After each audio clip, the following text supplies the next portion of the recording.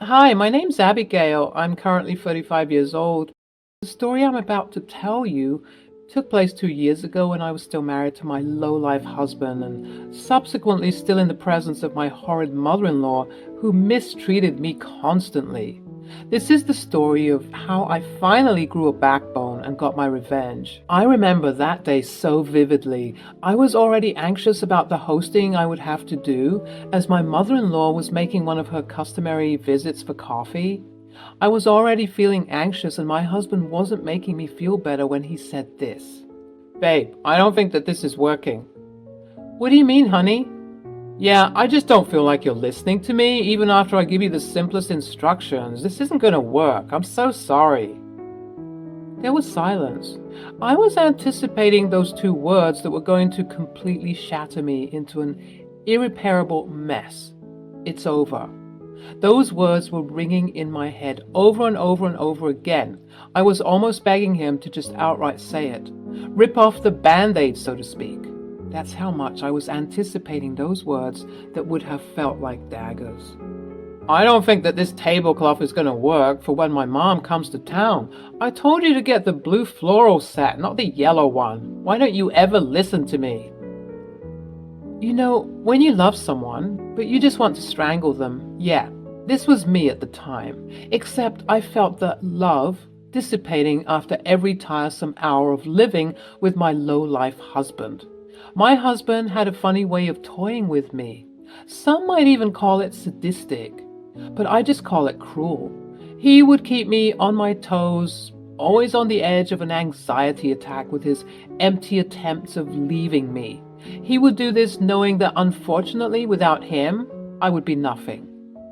I, in my early 20s, made the stupid decision to forego my dreams of becoming a cafe owner. I had it all planned out. The theme would be warm chestnut with an inviting ambiance, and the small, quaint place would always smell freshly baked brownies and freshly brewed coffee. It was my dream to earn enough money to actualize this fantasy, and my husband, then boyfriend, with whom I was madly in love, was supportive of this idea, or at least I thought he was. You see, whenever I would tell him about my passion, he would share my elated tone with me, but he would quickly follow up with some suggestions, so to speak. Hey, yeah, that sounds great. Or we could opt for a simple lifestyle, you know. I always dreamt of living in the suburbs and coming home to freshly cooked meals every day. We would live in a big house with 3 kids and 2 dogs, one big one, one small one, and you wouldn't have to worry about lifting a finger. All you'd have to do is take care of the house, the kids, and me, of course. God, why I ever found such a statement endearing or charming beats me. Looking back at it now, I believe that I was bamboozled, folks, tricked and hoodwinked into believing that this man had any pure intentions when he said those words. I'll admit, my less than well-developed prefrontal cortex saw this behavior as cute. And once I heard that I was going to live a soft life in a big home with 3 kids and 2 dogs, one big one, one small one, I was sold. I loved the bakery idea with all of my heart, but I didn't realize that James was slowly chipping away at my independence and turning me into his obedient slave that would answer his every beck and call. I'm 33 now, and I realize I married a low-life man-child who still depends on his mommy for very basic things. Speaking of his mommy, this is the story of how I killed 2 birds with one stone and exacted my revenge on the 2 people who made my life a living hell for about a decade. Because believe me when I say that the apple didn't fall far from the tree when it comes to James and my mother-in-law. I'm so sorry, James. I completely forgot that you wanted the blue floral set. I've just been so busy trying to prepare the house from when she comes into town. It completely slipped my mind. I'm so sorry. Whatever, it's fine. I don't expect you to know much about these things anyways. I mean, you didn't even finish college, for God's sake. That stung, I'll admit.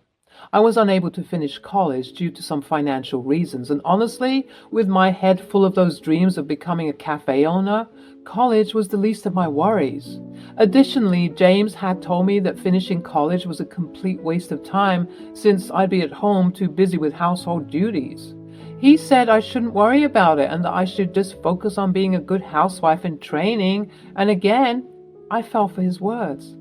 He just always had a way of convincing me to go along with his plan. You're right, James. I'm so sorry for everything. What can I do to make this up to you? Well, nothing now, I guess. Just make sure everything is ready and do it quickly. Mom will be home soon and I don't want you to embarrass me this time around. I'm sorry, James. I promise. I won't do anything of the sort. Be seen and not heard, right? I remember. I'll be good, I promise. As you can probably tell from my responses, my self-esteem was completely shot. I had no self-love whatsoever, and I was always believing the evil insults that James and his mother would hurl at me. As you can imagine, being belittled and degraded for approximately 10 years takes a toll on the psyche. You start believing what becomes commonplace practice. That fateful day, I finished setting up the table and waited patiently to greet my mother-in-law at the door. I was scared of James, but let me tell you, I was terrified of my mother-in-law. She was just like James, except subtler, more conniving. She would manipulate you into believing she was on your side, but in the next second, she'd betray you without so much as batting an eye. Nonetheless, I stood frigid, with the fakest and hugest smile plastered onto my face, representing completely the epitome of the stereotypical traditional 50s housewife. My husband wanted a pristine, robotic-like Barbie doll to serve him. And at that moment, I realized that he got exactly what he wanted. This epiphany that I had was ill-timed, as at that moment I was snapped back into reality with the shrill voice of my mother-in-law, accompanied by her long and lacquered nails snapping at me, begging for my attention and snapping me out of my trance. I swear to God, she's deaf, this one. Where did you find her, my sweet boy? Honestly, I don't know, Mom, but I guess I'm stuck with her. How unfortunate. I quickly resumed my role as the obedient and docile slave. I mean, years of conditioning will do that to you. And I proceeded to welcome my mother-in-law into the pristine conditions of my home. Ugh, what is that pungent smell? It smells awful, Abigail. Please tell me what that is. It's just the apple pie that I've been baking for today's tea time. I tried a new recipe. God, why? Before I could answer, James interjected abruptly. I think she just thinks that she could still be a baker. Both James and my mother-in-law started cackling profusely. I was just glad that my children weren't home to see me endure this. I deliberately left them at my sister's house whenever the wicked witch would bless us with her presence. She would often ask to see her grandbabies, but I'd always come up with the excuse that they were at dance or football practice. It was during intense moments like these that I was particularly grateful for the love that I had for my children. Even though I didn't have it for myself, I adored my babies, and I would never want to subject them to the cruel and harsh realities of their father and their grandmother. The reason why I was so grateful for this is that I could feel the stinging in my eyes and the hoarseness in my throat. I'm sure that my demeanor began to slip as I heard my mother-in-law say, Ugh, are you serious about crying, Abigail? It's just some light-hearted humor. Honestly, grow up. You have 3 children, for God's sake. Imagine if they saw you right now. Pull yourself together, woman. Speaking of those angels, where are they? Oh, well, Miss Adams was unwell yesterday, so she moved dance practice to today, and the kids couldn't miss it because the dance recital is coming up so soon. With a disgruntled sigh, she accepted the excuse and proceeded into our lavish dining room where the event would take place. Phew, another bullet dodged, and thank God I didn't burst into tears at that moment. I quickly ran to the kitchen to check on my apparently disgusting pie, but when I took it out of the oven, I was enveloped by the most pleasant smell. I reveled in that sweet and succulent smell, and for a moment, I was transported to what appeared to be another dimension. I imagined what my life could have been like, running around in my small, warm, and inviting cafe, ringing up orders for loyal customers and newbies alike. And something funny would be happening between the patrons, and we'd all giggle in unison at their fun. And the cafe would be filled with laughter and the sound of people click-clacking away at their computers as they find inspiration in this quaint space for whatever it is that they're writing. Maybe it was a new screenplay for the local theater, or a dark romance novel, or an article on the good news to share with the world. Unfortunately, my daydreaming season was cut short by the heavy thuds of my husband, skulking into the kitchen with a face full of discontent. I just wanted to make sure everything is ready. You're taking longer than expected. Remember what I said about embarrassing me, Abigail?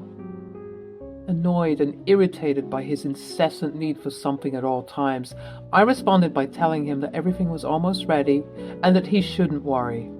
Perhaps it was the euphoria that I was feeling from my interrupted daydreaming session. I oftentimes escaped into my head when the days were getting particularly stressful. I believe it kept me sane all of those years, but I was feeling particularly brave. Despite being ridiculed just moments earlier about my baking, I wanted to share something. I battled the idea in my head for some time, fighting against the urge to blurt out my desire. And in a rare moment of clarity and joy, I overcame the demons that sought to muffle my voice. Just as James was leaving the kitchen to return to his mother, I blurted out, "I want to try my new coffee recipe."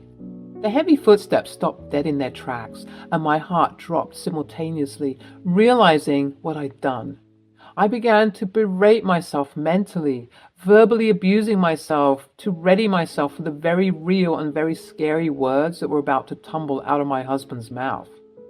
To my surprise, he marched right up to me, got in my face, and whispered angrily, "I swear to God, if you mention that atrocious thing again, you will regret it. I'm going to make the coffee. Got it?"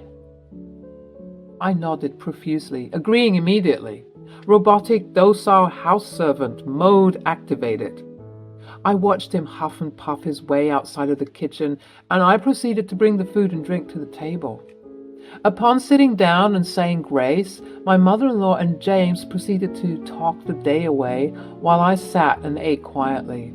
Surprisingly enough, my mother-in-law for some reason wanted me to engage in conversation. This was surprising, as she normally didn't do this. My role was to be seen and not heard, remember? But today, for some reason, she sought to strike up a conversation with me. "You know, I joke a lot, Abigail, but I really would have enjoyed seeing just how your business would have blossomed." Did I just hear that? Someone pinched me, because this is not real. What? Are you being serious? James's bewildered look was all of the confirmation I needed. My mother-in-law was indeed being serious. "Yes, Abigail, I don't joke all the time. I think you could have made a name for yourself." My eyes began to well up. I mean, this was all of the encouragement I needed. For such a long time, my dream was snuffed out, but now there appeared to be a glimmer of hope. "Honestly, it's not even too late. You could start your business. We will help you." I swear to God, I must have been hallucinating, because this simply couldn't be real. Could it be that the people who have made my life miserable for the past 10 years have finally changed? Suddenly, that budding confidence and courage began to spring up again, and this time it seemed clear that I didn't need to hold back. I decided to say, "Actually, I was planning on serving you all a new coffee brew and recipe today." My eyes immediately darted to James, whose glare seared into my soul. But at that moment, I completely didn't care. My mother-in-law's eyes widened with surprise. "Really? James, why didn't you tell me that she wanted to make us a nice cup of coffee?" "Because she wasn't supposed to." "Nonsense. You must bring it at once." "Mom, are you being serious?" "Of course I'm being serious. Why would I joke about this?" "Well, because we always make fun of her." There was a pause, and my mother-in-law stared intently at James, her face turning red, and after some seconds of deep silence, she burst out laughing completely. "Oh my goodness, I almost got you there, didn't I?" "Mom, what?" "Oh, now I see. You really got me." these two began cackling like little schoolgirls, and I was left stunned at that table, not believing what just happened to me. My head was pounding and my heart was hurting. How could she make such a cruel and unnecessary joke? I simply couldn't take it any longer. I ran into the kitchen, barely holding myself together. In the distance, I could hear James say, "Oh, look what you've done now. She's crying." As much as this sounded like he cared, he said it in such a malicious and sadistic tone that I was choking up when I got to the kitchen door. I closed it behind me, heaving and sobbing while trying to regulate my breathing, but it was no use. The damage had been done. I began pacing in the kitchen. This had gone far enough. I wasn't interested in crying anymore. I was filled with absolute rage and ferocity. My anger was so hot that my tears streamed down my face in an attempt to cool the boiling heat that was rising within me. I had to do something, one thing. Even if it was the smallest thing ever, I had to get my revenge. At that moment, as if it was fate, the coffee maker was done brewing the coffee and my head snapped toward that direction. That was it. That was how I was going to get my revenge. I should also point out that my mother-in-law and James had a special china set that they would use for occasions such as these, but I was subject to using a basic mug. I saw them laid out on the kitchen counter. Two beautiful cups, one tinted with baby pink and the other with pistachio green, next to a dull gray mug. The coffee maker was running, and from the looks of it, it looked to be almost complete. Sulking, I trudged towards the cups to begin to pour the coffee when I noticed something in my designated mug. The two other cups were empty, but mine had something strange in the bottom. I took a closer look, and wouldn't you know it, I saw what appeared to be chili sitting at the bottom of my mug. That's so strange. What are these chili flakes doing in my mug? I inspected the cup further, and I realized at that moment that James, and probably my mother-in-law, was trying to play a cruel trick on me. Once again, I began to seethe, wondering just when the torment would end. At the same time, however, I was relieved to have caught this beforehand. But at this point, I didn't know what to do. I could just throw out the chili flakes and drink my coffee and enjoy the look of confusion and disappointment that would be splayed across James's face. But I needed to do something more. And then it hit me. I frantically poured the contents of my cup into a pink-tinted cup and began to fill the individual cups with the ready coffee. At that moment, I heard heavy footsteps coming towards the door, almost frantically. He must have remembered that he left his stupid prank out in the open, and since I was in here, he must have thought that I would see. But he was too slow. Just as he was opening the door, I finished pouring the coffee into the remaining cup. "What are you doing?" I switched around to meet a very angry-looking James, but my beaming and bright smile was juxtaposed against that. The coffee was done, so I decided to pour it into the individual mugs. "Oh, I see. Thanks," he murmured. There was a brief silence, and it appeared, even if it was for a moment, that a look of sadness darted across James's face. Unfortunately, it was so brief that I might have imagined the whole thing, because he quickly turned back into his old, monstrous self and began to bellow some more. "You better not have tampered with the coffee. I told you, no one wants to try your disgusting creations. That's why my mom did that brilliant prank on you." He began to snicker all over again, and he walked up to me to receive the tray. He grabbed it from my hands, turned around, and began to walk back towards the dining room. But he stopped at the door, and he sounded slightly panicked when he said, "Abigail, did you notice anything particularly different with the cups when they were laid out?" Oh, no, not at all. Why?" "Oh, no, nothing." I began to follow behind him, not wanting to miss the debacle that was about to ensue. My anger and sadness began to dissipate, and it was replaced with complete schadenfreude as I awaited what was about to unfold. I sat down at the table, and my mother-in-law noticed the very alarming shift from being on the verge of tears moments earlier to being somewhat chipper. I simply couldn't contain my excitement. My mother-in-law began to suspect me, and with a cocked eyebrow, she said, "Abigail, darling, are you all right?" "Oh, I've never been better." "Oh, okay." At this point, both James and his mother were suspicious of my behavior, so I had to tone it down. James and my mother-in-law began to add sugar and syrup to their respective cups, and I was waiting patiently for my turn to add sugar to my cup, as well as keeping an eye open for everyone's reaction to what was about to happen. I watched as my mother-in-law put her pink-tinted cup to her lips and let the chaos ensue. She took one big swig, big mistake, and her face re-emerged, twisting and contorting in disgust. "James, what's wrong with this coffee?" "What do you mean, Mom?" "It tastes awful. And what is... Oh my goodness! Oh my goodness!" My mother-in-law's face got redder and redder. It looked like she was swelling up, honestly. Her tongue was out, panting like a dog, and she was tearing up. "Why on earth is my coffee hot?" "It's coffee, Mom. It's supposed to be hot." "No, my tongue is on fire." My mother-in-law stood up from the table, pacing around frantically and crying about how painful it was. Some of you might call me sadistic, but honestly, I reveled in that agony. And don't worry, it wasn't too bad. Everyone needs a little spice in their lives. At this point, James gets up to try and calm his mother down, but she was gunning for the milk and glugging it all down. With both of them baffled about what just happened, I decided to take action. "Oh, James, silly me, completely forgot. I did see something different in the mugs. I noticed that my mug had some flavor enhancers, and as much as I appreciate you kindly adding them to my cup, without my permission or consent for that matter, I simply did not want them, but I thought that maybe, just maybe, your mother would enjoy them much more than I would, and so I decided to dump the contents into her cup instead. I hope you enjoy the coffee. It's my special blend." Both of them were looking at me with utter hatred and disgust.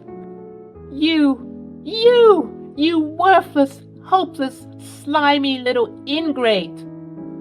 Somehow, even though my mother-in-law was yelling at me and James looked like he wanted to snap my head off, I was completely fine. I think my body and spirit at that point were completely drained of any empathy and love to give to people who made it their daily mission for the past 10 years to inconvenience me and make my life miserable. It was time that I got my revenge, and honestly, it felt so good. Of course, both James and my mother-in-law were hurling insults at me, but as I mentioned, I was quite calm during all of this. I calmly stood up, headed up to my bedroom, packed an overnight bag for myself and my children, and proceeded to walk to the door. As I tried walking back downstairs to face the mess, I was reminded of just how miserable it truly looked. My mother-in-law was trying her best to soothe her sore tongue, and James was looking very afraid, a face that I have had for a long time. The irony didn't miss me, trust me. I approached the scene and took a deep breath. "You two have made it your mission to destroy my life. For the past 10 years, I enjoyed your petty comments and downright narcissistic and manipulative behavior. But enough is enough. I have more worth in my big toe than both of you have combined. I'm officially done with you, James, and I'm going to stay with my sister until I have everything figured out. And of course, I'm taking the kids. Have the day and life that you think you deserve. Goodbye." And with that, I managed to march outside of the house with my head held high, leaving the debacle behind me and subsequently tuning out the hurtful words they were spewing, all the while I was gathering my things and leaving. I'll admit, during the drive to pick up my kids, I broke down. My emotions were the purest form of bittersweet. Feeling such a conflicted array of emotions was quite overwhelming. I was happy because my spirit was finally at ease.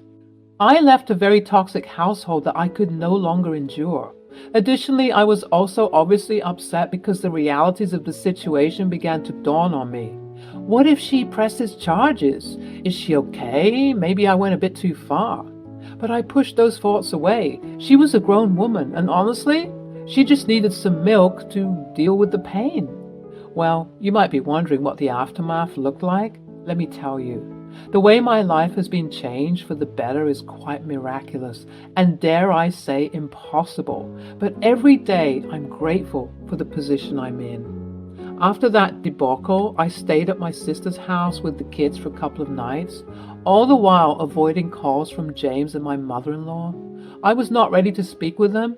Eventually, though, I did have to face the music, and I returned to the home that held so much pain for such a long time. And James and I sat down to have a discussion. Just as you'd expect after figuring out what type of person James is, he proceeded to blame everything on me, saying that the reason why I was so unhappy was that I didn't get to fulfill my dream, a dream that he snuffed, by the way, and that I was taking out my frustrations unfairly on him and his mother. I, with my newfound strength, interjected, rejecting his pitiful attempts at gaslighting me into believing that I was the problem. My mother-in-law eventually emerged from a nearby room, approaching me angrily, but I calmly informed her that if she hadn't made my life a living hell, as well as birthing the literal spawn of Satan, she wouldn't have gone through what she went through. Karma is real.